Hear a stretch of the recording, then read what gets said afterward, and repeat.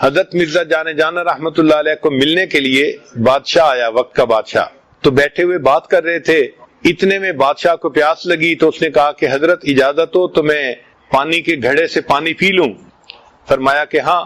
چنانچہ بادشاہ اٹھا اور اس نے پیالے میں پانی ڈالا، جب پیالہ گھڑے کے اوپر رکھا تو وہ ٹھیک نہ رکھا، تھوڑا ٹیڑھا رکھ دیا۔ اب اس سے حضرت کے طبیعت کے اندر ناگواری ہوئی کہ بھئی چیز رکھنی تھی تو ترتیب سے رکھتے، بے ترتیب چیز کیا رکھی؟ چنانچہ بادشاہ جب اٹھنے لگا تو اس نے کہا کہ حضرت آپ کے پاس خادم کوئی نہیں، اگر آپ اجازت دیں تو میں ایک خادم بھیج دوں؟ حضرت نے فرمایا کہ تمہارا اپنا تو یہ حال ہے کہ تمہیں پیالہ رکھنا نہیں آتا، اگر تمہارا خادم میرے پاس آ گیا وہ میرا کیا حال کرے گا؟ چنانچہ ایک عورت نے حضرت کو رضائی بھیجی، اور وہ رضائی کی جو سلائی کی لائن تھی وہ ٹیڑھی تھی۔ حضرت نے وہ رضائی اپنے اوپر لی اور رات کو نیند نہیں آئی۔ کس وجہ سے نیند نہیں آئی؟ کہ سلائی کی لائن سیدھی نہیں تھی۔ ایک مرتبہ کسی نے بستر بنایا تو حضرت کو رات کو نیند نہ آئی۔ پوچھا کہ حضرت کیوں نیند نہیں آئی؟ فرمایا اس لیے کہ اس بستر کے نیچے کچھ تھا۔ جب انہوں نے بستر اٹھا کے دیکھا تو نیچے گندم کا دانہ پڑا ہوا تھا، گندم کے دانے کی وجہ سے نیند نہ آئی۔ تو اللہ تعالیٰ نے ان کو بہت بلند مقام دیا تھا۔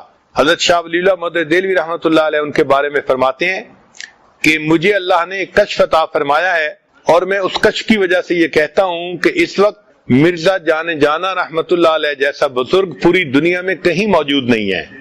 تو ایسے بزرگ تھے، مگر اللہ نے ان کو اپنی صفت جمال کا جو ہے وہ نمونہ عطا کیا تھا۔ کوئی چیز جو جمالیات کے خلاف ہوتی ان کی طبیعت کو بیزار کر دیتی تھی۔ اللہ کی شان یہ کہ طبیعت ایسی تھی، اور ان کو الہام ہوا کہ آپ فلاں عورت سے اگر نکاح کریں گے تو آپ کے درجات بڑھیں گے، اور وہ عورت ایسی تھی جو غصے کی بہت تیز تھی۔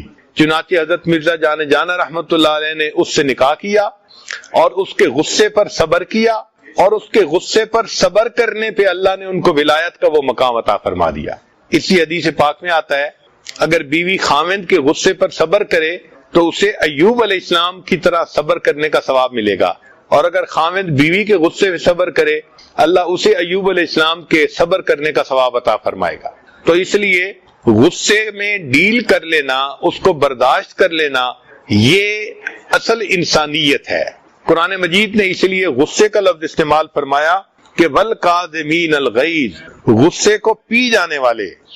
نبی علیہ الصلوۃ والسلام غصے کو کس طرح پی جاتے تھے، اس کی ایک بہترین مثال کہ ایک مرتبہ سیدہ عائشہ صدیقہ رضی اللہ تعالیٰ عنہ کی باری تھی، یعنی نبی علیہ السلام نے ان کے گھر میں رات گزارنی تھی۔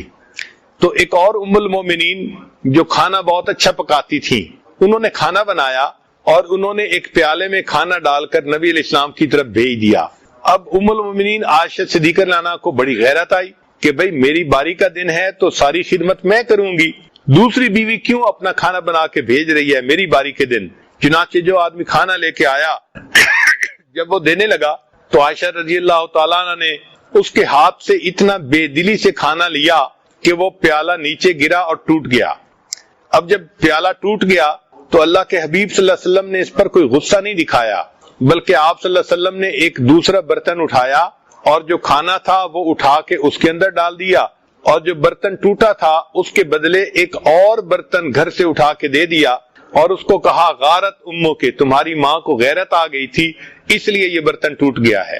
اب ہم کبھی اس مثال کو اپنے اوپر چسپاں کر کے دیکھیں کہ ہماری بیوی کبھی اس معاملے میں ایسے مس بیہیو کرے، ہم تو ایک طوفان کھڑا کر دیں گے، یہ بدتمیز ہے، اسے سمجھ نہیں ہے، یہ بے وقوف لڑکی ہے، یہ تو بیوی رکھنے کے قابل ہی نہیں ہے، اس کو تو سمجھ ہی نہیں آتی، ہم پتہ نہیں اس کے اوپر کیا کیا صلواتیں سنائیں گے۔ مگر اللہ کے پیارے حبیب صلی اللہ علیہ وسلم جو انسانیت کو سمجھتے تھے، انہوں نے اس معاملے کو کتنا آسان بنا دیا کہ برتن ٹوٹنے کے بدلے میں برتن دے دیا، اور ان کو سمجھا دیا کہ بھئی ان کو غیرت آ گئی تھی، اور اس بات کو اتنا آسان طریقے سے اللہ کے حبیب صلی اللہ علیہ وسلم نے برداشت کر لیا۔ اگر اللہ کے حبیب صلی اللہ علیہ وسلم بیوی کی ایسی بات کو بھی برداشت کر سکتے تھے تو ہم تو بیوی کی چھوٹی چھوٹی باتوں پہ غصہ کرتے ہیں۔ تو اس غصے کی وجہ سے پھر ہم ولایت کے مقامات کو حاصل کرنے سے جو ہے محروم رہتے ہیں۔ اللہ تعالی ہمیں اپنے غصے پر قابو پانے کی توفیق عطا فرمائے۔ ایک مرتبہ ایک صحابی اونٹ پر سوار تھے اور اونٹ صحیح طرح چل نہیں رہا تھا، تو انہوں نے اونٹ کو قرض کر دیا، یعنی اس پر لعنت بھیجی. تو نبی علیہ السلام نے اس صحابی کو فرمایا اب آپ اس اونٹ سے نیچے اتر جائیں، آپ نے اس پر لعنت بھیجی ہے، آپ کو اس سواری پر سوار ہونے کا حق نہیں ہے. اس سے پتا چلا کہ جو لوگ بیوی پہ غصہ کرتے ہیں پھر ان کو چاہیے کہ وہ بیوی کے ساتھ محبت بھرے لمحات بھی مت گزاریں، اس لیے کہ اگر محبت بھرے لمحات گزارنے ہیں تو پھر اس پر غصہ کرنے کی کیا ضرورت ہے. بعض اوقات دیکھا گیا کہ عورتیں غصے میں بد دعا زیادہ کرتی ہیں، یہ بہت بری عادت ہے. عام طور پر نوجوان بھائی بہنوں کو غصہ زیادہ دلاتے ہیں اور بہنیں بھائیوں کو بد دعائیں زیادہ دیتی ہیں. مثال کے طور پر بہن کے چہرے پہ دانے نکل رہے تھے جو جوانی کی ابتدا میں سب لوگوں کے چہروں پہ نکلتے ہی ہیں، تو ڈاکٹر نے اس کو کہہ دیا کہ تم اپنے منہ کو دھویا کرو اور اس پر کوئی پالیوٹڈ چیز نہ لگاؤ. چنانچہ بھائی کو پتا چل گیا کہ ڈاکٹر نے کہا ہے کہ بہن کے چہرے پر کوئی ایسی چیز نہیں لگنی، تو آتے جاتے وہ کبھی بہن کے چہرے پہ انگلی لگاتا، کبھی ہاتھ لگاتا، اس کو غصہ دلاتا. یہ بھائیوں کی عادت ہوتی ہے، وہ بہنوں کو غصہ دلا کے خوش ہوتے ہیں، مگر ایسے موقع پہ بہنوں کو برداشت کرنا چاہیے اور ان کو بد دعائیں نہیں دینی چاہیے. کئی عورتیں ایسی ہوتی ہیں کہ بد دعائیں دیتی ہیں اور غصے میں کہی ہوئی باتیں بھی بعض اوقات اللہ کے ہاں قبول ہو جاتی ہیں اور پھر بعد میں ساری عمر روتی رہتی ہیں. نبی علیہ السلام نے ارشاد فرمایا کہ غصے کی حالت میں تم بد دعا نہ کرو، اس لیے کہ غصے کی حالت میں کی ہوئی دعا بھی قبول ہو جاتی ہے. کئی مائیں اپنے بچوں کو بد دعا دے دیتی ہیں اور وہ بد دعا قبول ہو جاتی ہے اور پھر بعد میں ساری عمر روتی رہتی ہیں. ہم نے اپنی زندگی میں ایک واقعہ دیکھا. ایک عورت تھی جو گلیوں کے اندر تنکے چنتی تھی اور محلے کے سارے لڑکے اس کا مذاق اڑاتے تھے. کچھ بچے اس کو کوئی کنکر پتھر بھی مار دیتے تھے، باتیں کرتے تھے، مگر امی مجھے ہمیشہ سمجھاتی تھی کہ بیٹا تم نے کبھی اس کے ساتھ کوئی مذاقیہ بات نہیں کرنی اور کبھی اس کے ساتھ کوئی ایسا معاملہ نہیں کرنا. تو میں ہمیشہ امی سے پوچھتا تھا امی وجہ کیا ہے؟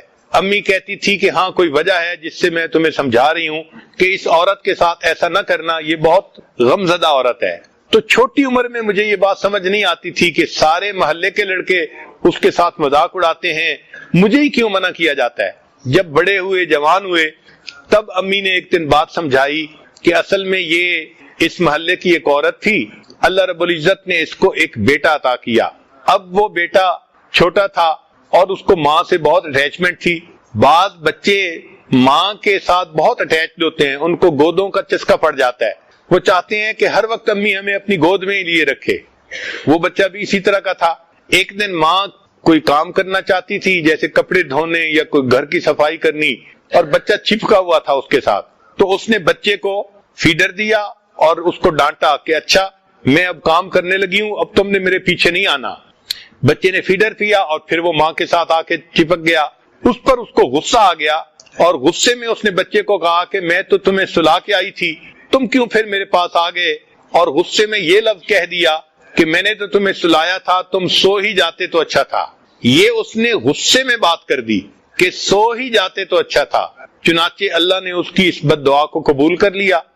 اس کے بعد کیا ہوا کہ وہ بچہ بڑا نیک بنا اور بڑا قابل بنا.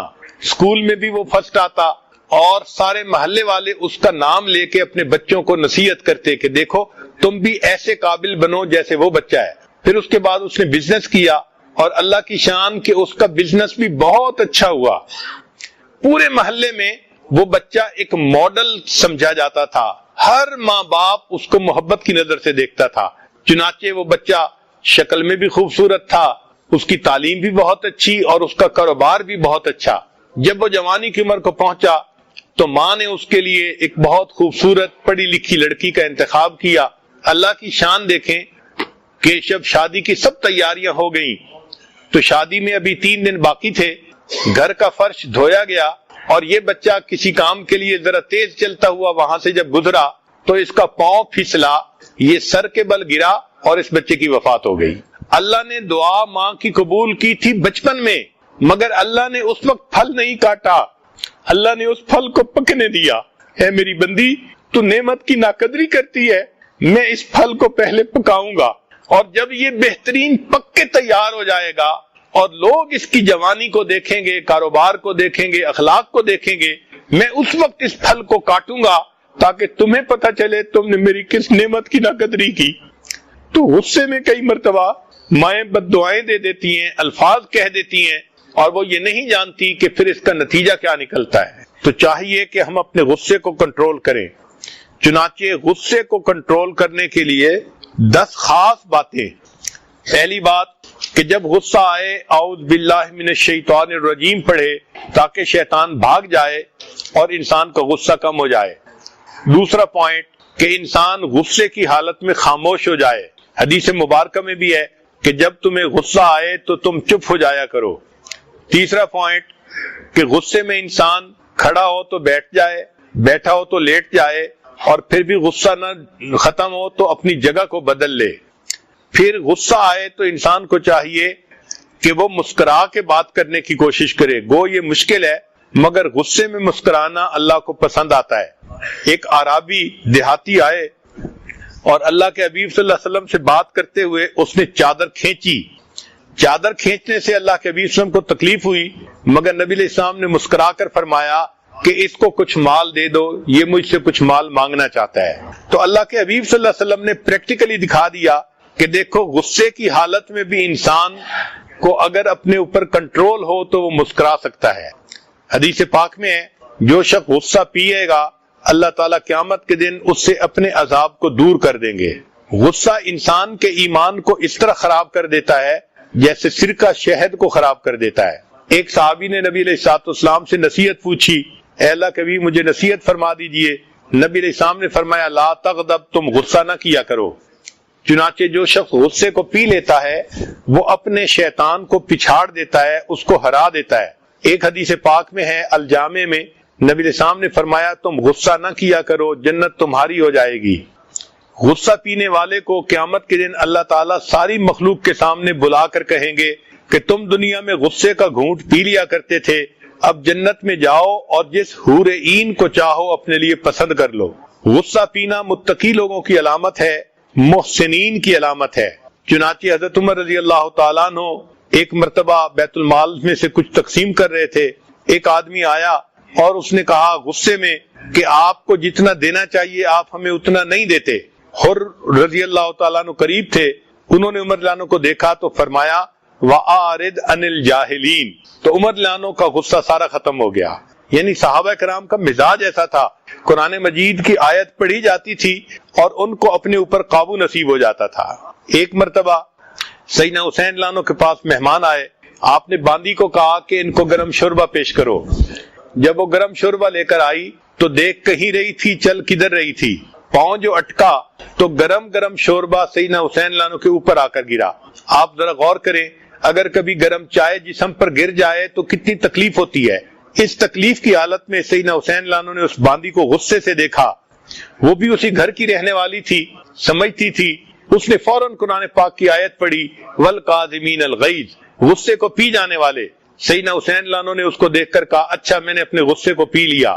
اس نے پھر آگے آیت پڑھی والعافین عن الناس، لوگوں کو معاف کر دینے والے۔ تو سیدنا حسین رضی اللہ عنہ نے مسکرا کر کہا اچھا میں نے تیری غلطی کو معاف کر دیا۔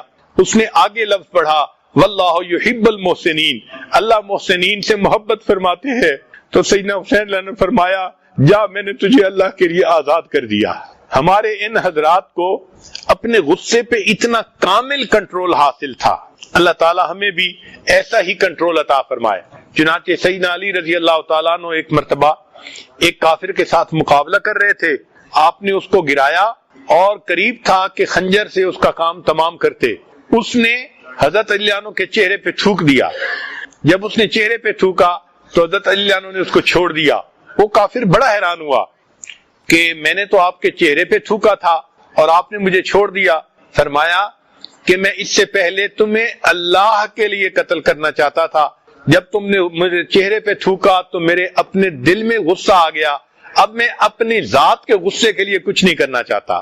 سبحان اللہ، اللہ نے ان کو کیا کمال عطا فرمایا تھا کہ اس غصے کی حالت میں بھی وہ فرق کر سکتے تھے کہ یہ غصہ اللہ کے لیے ہے اور یہ غصہ اپنے نفس کے لیے ہے۔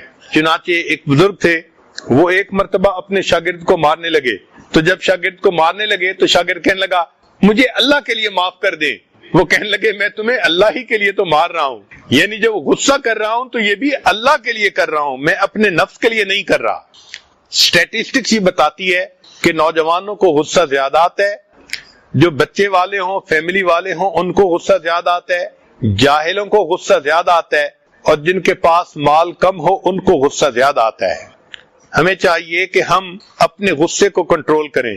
چنانچہ ایک شخص نے کسی سے سوال کیا کہ واچ میں اور وائف میں کیا فرق ہوتا ہے، گھڑی میں اور بیوی میں کیا فرق ہوتا ہے؟ اس نے کہا جب واچ غصے میں آتی ہے تو سٹاپ ہو جاتی ہے، اور جب وائف غصے میں آتی ہے تو سٹارٹ ہو جاتی ہے۔ There was a break at the hall. You can start from number 5. Point number. There was a break in the mission. So number point you can start. Point. Sound system میں break ہو گئی تھی تو number 5 کے بعد آگے آواز نہیں گئی، تو اس کو میں دوبارہ ریپیٹ کر دیتا ہوں۔ چھٹا پوائنٹ اپنے اینگر کو ڈیفیٹ کرنے کا۔ غصہ ایمان کو ایسے خراب کرتا ہے جیسے سرکہ شہد کو خراب کر دیتا ہے۔ 7واں پوائنٹ، ایک صحابی نے نبی علیہ السلام سے نصیحت پوچھی تو نبی علیہ السلام نے فرمایا لا تغضب، تم غصہ نہ کیا کرو۔ 8واں پوائنٹ کہ حدیث پاک میں آتا ہے کہ جو شخص غصہ پیے گا اللہ تعالیٰ قیامت کے دن اس کو بڑا اجر عطا فرمائیں گے۔ 9واں پوائنٹ، غصہ پینے والا انسان اپنے شیطان کو ہرا دیتا ہے، اس کی جیت ہو جاتی ہے۔ 10واں پوائنٹ حدیث پاک میں ہے کہ تم غصہ نہ کیا کرو، جنت تمہاری ہو جائے گی۔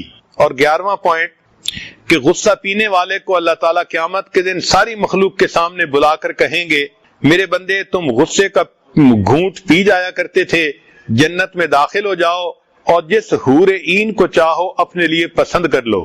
12واں پوائنٹ کہ غصہ پینا متقی لوگوں کی علامت ہے اور غصہ پینا محسنین نیکوکاروں کی علامت ہے۔ حضرت عمر رضی اللہ تعالیٰ عنہ ایک مرتبہ بیت المال میں سے کچھ تقسیم کر رہے تھے، ایک دیہاتی بندہ آیا اور اس نے کہا کہ امیر المومنین آپ کو جتنا دینا چاہیے آپ ہمیں اتنا نہیں دیتے۔ تو اس بات پہ عمر لانو کی طبیعت میں غصہ آیا۔ حر رضی اللہ عنہ ایک صحابی ساتھ تھے، انہوں نے قرآن کی آیت پڑھی امیر المومنین وَآرِدْ عَنِ الْجَاهِلِينَ، جاہلوں سے اعراض کر لیجئے، تو عمر لانو کا سارا غصہ ہی ختم ہو گیا۔ صحابہ لانم کی یہ عادت مبارکہ تھی، قرآن کی آیت کو سنتے تھے فوراً اس کے مطابق عمل کرتے تھے۔ چنانچہ سیدنا حسین لانو کے گھر میں مہمان آئے، انہوں نے باندی کو فرمایا کہ ان کو گرم شوربہ پیش کرو۔ وہ گرم شوربہ لا رہی تھی اور اس سے تھوڑی کوتاہی ہوئی تو پاؤں اٹکا اور وہ پورا گرم شوربہ سیدنا حسین لانو کے اوپر آ کر گرا۔ آپ غور کریں، گرم چائے اگر جسم پر گر جائے تو کیا حال ہوتا ہے۔ اس وقت غصے میں آپ نے اس باندی کی طرف دیکھا، وہ باندی بھی اسی گھر کی پلی بڑی تھی، اس نے دیکھا کہ غصے میں ہے تو اس نے قرآن کی آیت پڑھی وَالْقَاذِمِينَ الْغَيْظَ، غصے کو پی جانے والے، تو سیدنا حسین لانو کا غصہ فوراً ختم ہو گیا۔ اس نے اگلا حصہ پڑھا وَالْعَافِينَ عَنِ النَّاسِ، لوگوں کو معاف کر دینے والے، تو سیدنا حسین لانو نے فرمایا اچھا میں نے تمہیں معاف کر دیا۔ اس نے آیت کا اگلا حصہ پڑھا وَاللَّهُ يُحِبُّ الْمُحْسِنِينَ، تو سیدنا حسین نے فرمایا اچھا میں نے تمہیں اللہ کے راستے میں آزاد کر دیا۔ اللہ رب العزت نے ان کو ایسی طبیعتیں عطا فرمائی تھی کہ ان کے اپنے غصے پہ ایسا کامل کنٹرول حاصل تھا۔ سیدنا علی رضی اللہ عنہ نے ایک مرتبہ ایک کافر کو گرایا، لڑ رہے تھے، اس نے آپ کے چہرے پہ تھوک دیا تو سیدنا علی رضی اللہ عنہ نے اس کو چھوڑ دیا۔ وہ بڑا حیران ہوا کہ میں نے تو چہرے پہ تھوکا تھا، آپ نے میرے اوپر خنجر کیوں نہیں چلایا؟ آپ نے فرمایا میں اس سے پہلے اللہ کے لیے یہ خنجر چلانا چاہتا تھا، جب تم نے میرے چہرے پہ تھوکا تو میرے اپنے اندر غصہ پیدا ہوا، میں اپنے نفس کی خاطر کوئی عمل نہیں کرنا چاہتا۔ چنانچہ جب کسی بندے کو غصہ آئے تو اس کو چاہیے کہ وہ اس وقت وضو کر لے یا ٹھنڈے پانی سے نہا لے، اس سے انسان کا غصہ جلدی ختم ہو جاتا ہے۔ اسٹیٹسٹکس نے یہ بات کھولی کہ جوانوں کو غصہ زیادہ آتا ہے، جو بچے والے ہوتے ہیں فیملی والے ان کو بھی غصہ زیادہ آتا ہے، جو جاہل ہوتے ہیں ان کو بھی غصہ زیادہ آتا ہے، اور جن کے پاس مال کم ہوتا ہے ان کی ضرورتیں پوری نہیں ہوتی ان کو بھی غصہ زیادہ آتا ہے۔ چنانچہ ایک صاحب نے کسی سے پوچھا کہ وائف میں اور واچ میں کیا فرق ہے؟ اس نے کہا کہ واچ جب خراب ہوتی ہے تو وہ بند ہو جاتی ہے، اور جب وائف کا مزاج خراب ہوتا ہے تو وہ سٹارٹ ہو جاتی ہے۔ تو عام طور پر دیکھا ہے کہ عورت غصے میں آئے تو وہ بولنا زیادہ شروع کر دیتی ہے، بہت بولتی ہے۔ غصہ ہمیشہ حماقت سے شروع ہوتا ہے اور ندامت پہ ختم ہوتا ہے۔ ذرا دوبارہ سن لیجئے، غصہ ہمیشہ حماقت سے شروع ہوتا ہے اور ندامت پہ ختم ہوتا ہے. جب کسی کو غصہ زیادہ ہے تو وہ یہ سوچے کہ ہر منٹ کے 60 سیکنڈ میں نے خوشی کے ختم کر دیے غصے کی وجہ سے. انگریزی میں ایک کوٹیشن ہے کہ speak when angry and it is the best speech you will ever regret on it. غصہ ایسا ایسٹ ہے کہ جس کنٹینر میں ہوتا ہے اس کے لیے زیادہ نقصان دہ ہوتا ہے بنسبت اس کے کہ جس پر غصہ کیا جاتا ہے. چنانچہ غصہ کرنے والے انسان کو خود نقصان زیادہ ہوتا ہے. جن لوگوں کے دل بڑے ہوتے ہیں وہ غصہ زیادہ نہیں کرتے. ایک بچے نے بوڑھے سے پوچھا کہ مجھے غصہ بہت آتا ہے تو میں کیا کروں؟ اس نے کہا دل بڑا کر لو. اس نے کہا دل بڑا کرنے سے کیا ہوگا؟ اس نے کہا بچے ایک کپ چائے والا لاؤ اور پانی بھرو. بچہ چائے والا کپ لایا اور اس نے پانی سے بھر لیا. تو بوڑھے نے 1 چمچ نمک کی اس کے اندر ڈال دی. پھر اس کو کہا کہ اس کو پیو. بچے نے کہا یہ تو اتنا کڑوا کہ چکھا بھی نہیں جاتا. اس نے کہا اچھا ایک جگ لے کے آؤ. تو بچہ ایک بڑا جگ لے کے آیا, پانی کا بھر دیا. تو اس نے وہی نمک کا چمچ اس کے اندر ڈال دیا, کہا کہ اب پی لو. تو بچے نے کہا کہ یہ تو پورا گلاس پیا جا سکتا ہے. تو بوڑھے نے سمجھایا کہ دیکھو یہی دل کا فرق ہے. جب دل چھوٹا ہوتا ہے تو نمک اتنا ہی تھا مگر اتنا بیٹر ہو گیا وہ پانی کہ چکھا بھی نہیں جاتا تھا. اور جب بڑا جگ تھا اور اس میں پانی زیادہ تھا اتنا ہی مقدار نمک کی ڈالی گئی مگر وہ کم نمکین ہوا اور پورا گلاس پیا گیا. تو انسان جب دل بڑا کر لیتا ہے تو غصے کے حال میں بھی اس کو غصہ کم آتا ہے. جن عورتوں کو غصہ زیادہ آتا ہے ان کو چاہیے کہ اپنا دل بڑا کرنے کی کوشش کریں. اور یہ بھی ذہن میں رکھیں کہ جس بندے کو غصہ زیادہ آتا ہے اس کا برا ایفیکٹ انسان کے دل پہ رہتا ہے. چنانچہ ایک مشہور سٹوری ہے, ایک بچے نے باپ سے کہا کہ ابا مجھے غصہ زیادہ آتا ہے. اس نے کہا بیٹا یہ جو فلاں دیوار ہے نا, تم اس دیوار کے اوپر ایک کیل ٹھونک دیا کرو جب تمہیں غصہ زیادہ آیا کرے. تو بچے نے پہلے دن 35 نیل اس کے اندر ٹھونک دیے. پھر دوسرے دن اس نے 20 ٹھونکے, تیسرے دن 10 ٹھونکے, پھر 5 ٹھونک دیے. وہ اس دوران اپنے غصے کو کنٹرول بھی کرتا رہا. ایک ایسا وقت آیا کہ اس کو غصہ آنا بند ہو گیا. اس نے کہا کہ ابو اب مجھے غصہ بالکل نہیں آتا. باپ نے کہا کہ بیٹا جب تمہیں غصہ کسی بات پہ نہ آیا کرے نا تو ایک کیل اس دیوار میں سے نکال لیا کرو. تو بچے کو جب غصہ نہیں آتا تھا تو اس نے کیل نکالنے شروع کر دیے, حتیٰ کہ ساری دیوار کے کیل نکال دیے. پھر آیا ابو اب تو مجھے بالکل غصے پہ کنٹرول حاصل ہو گیا, اب میں غصہ بالکل نہیں کرتا. باپ نے کہا بیٹا اس دیوار کو ذرا دیکھو, تمہیں یہ پہلی جیسی نظر آتی ہے؟ اس نے کہا نہیں, اس پر تو سوراخ کے نشان بہت زیادہ بنے ہوئے ہیں. باپ نے کہا بیٹا اگرچہ تم نے غصے پہ کنٹرول کر لیا لیکن جو سکار تھے وہ تو ابھی بھی دیوار پر باقی ہیں. جس بندے کو بار بار غصہ آتا ہے اگرچہ وہ غصے کو کنٹرول بھی کر لے اس کے دل پہ اس کا بیڈ ایفیکٹ تو ضرور ہی ہوتا ہے. اس لیے اچھا انسان وہ ہے جو جلدی غصہ نہ کیا کرے. ہم اللہ سے دعا مانگتے ہیں اللہ تعالی ہمیں جلدی غصہ کرنے والا نہ بنائے, اپنے غصے پہ کنٹرول عطا فرمائے, غصے کو پینے والا بنائے, اور قیامت کے دن اللہ اس کے بدلے ہمیں اپنے غصے سے نجات عطا فرمائے, معافی عطا فرمائے. وآخر دعوانا ان الحمد للہ رب العالمین. تھوڑی دیر مراقبہ کر لیجئے, آنکھوں کو بند کر لیجئے, سر کو جھکا لیجئے. دنیا اور جو کوئی دنیا میں ہے اس سے ہٹ کٹ کے اللہ کی یاد میں ڈوب جائیے. لا الہ الا اللہ محمد الرسول اللہ.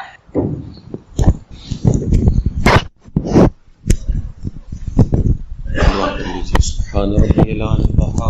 اللهم صل على سيدنا محمد وعلى آل سیدنا محمد وبارک وسلم. اے اللہ ہم آپ کے عاجز مسکین بندے ہیں, اللہ ہمارے گناہوں کو معاف فرما, ہماری خطاؤں سے درگزر فرما, ہمارے عیبوں کی پردہ پوشی فرما.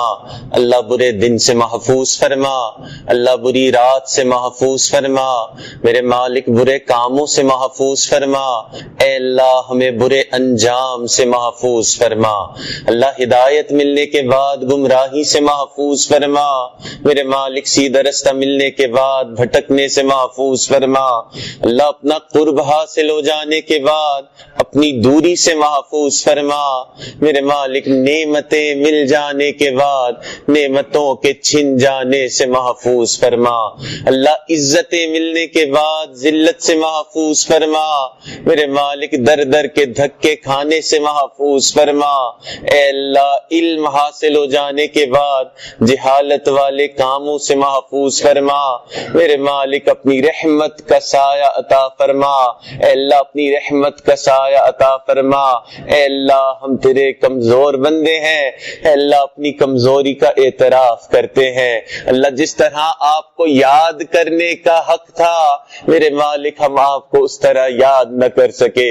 اللہ جس طرح آپ کی دی ہوئی نعمتوں پہ شکر کرنے کا حق تھا میرے مالک وہ حق بھی ادا نہ کر سکے. اے اللہ جس طرح آپ کی عبادت کا حق تھا میرے مالک وہ حق بھی ادا نہ کر سکے. اے اللہ ہماری اس کوتاہی کو معاف فرما. اے اللہ ہماری اس کوتاہی کو معاف فرما. اے اللہ ہمارے دلوں کو اپنی یاد سے منور فرما. اے اللہ اپنی رحمت کا سایہ عطا فرما. اے اللہ یہ رحمتوں کے ایام ہیں. اللہ ان رحمتوں کے ایام میں ہمارے حال پر بھی رحم فرما. اے اللہ ہم تیرے کمزور بندے ہیں, اپنی کمزوری کا اعتراف کرتے ہیں. اے اللہ رات توبہ کرتے ہیں, صبح توبہ توڑ بیٹھتے ہیں. اے اللہ صبح توبہ کرتے ہیں, رات پھر توڑ بیٹھتے ہیں. میرے مالک ہمارے ساتھ درگزر کا معاملہ فرما. اللہ ان رحمت کے ایام میں اے اللہ ہمارے حال پر بھی رحم فرما. اللہ آپ کی رحمت کی نگاہ پڑتی ہے. فضیل بن ایاز جیسے ڈاکوؤں کے سردار کو آپ اپنے اولیاء کا سردار بنا دیتے ہیں. اللہ آپ کی رحمت کی نگاہ پڑتی ہے. بشر حافی جیسے شرابی کو آپ اپنی محبت کی شراب پلا دیتے ہیں. اے اللہ ایک رحمت کی نگاہ ہم پہ بھی ڈال دیجئے. اللہ ایک رحمت کی نگاہ ہم پہ بھی ڈال دیجئے. اے اللہ تیری ایک نگاہ کی بات ہے, میری زندگی کا سوال ہے. اللہ رحمت کا معاملہ فرما. میرے مالک کرم کے فیصلے فرما. اے اللہ ہمارے اندر سے رذائل کو دور فرما. اللہ بد اخلاقی کو دور فرما. اے اللہ غصے کو دور فرما. اے اللہ اپنی رحمت کا معاملہ فرما. اے اللہ ہم دوسروں کے لیے وبال جان بنے ہوئے ہیں. میرے مالک ہمارے حال پر رحم فرما. اے اللہ ہمارے حال پر رحم فرما. اے اللہ ممکن ہے دوسرا ہمارے غصے کا جواب دے نہ سکے. اللہ اگر آپ نے جواب دے دیا تو ہم کسی قابل نہیں ہوں گے. اے اللہ ہمارے حال پر رحم فرما. اللہ ہمیں اپنے اوپر کنٹرول نہیں. اے اللہ آپ رحمت فرمائیں, ہمیں اپنے آپ پر کنٹرول عطا فرما. اللہ آپ کے ایک برگزیدہ بندے کی خدمت میں حاضر ہوئے ہیں, اپنے اوپر قابو پانے کے لیے حاصل ہوئے ہیں. اللہ اپنے اوپر قابو عطا فرما. میرے مالک نہ ہماری آنکھ قابو میں ہے, نہ ہماری زبان قابو میں ہے. اللہ نہ ہمارا دل قابو میں ہے. اے اللہ اس رحمت والے ایام میں, ان رحمت بھرے لوگوں میں اے اللہ ہمارے حال پر بھی رحم فرما. اللہ کرم کے فیصلے فرما.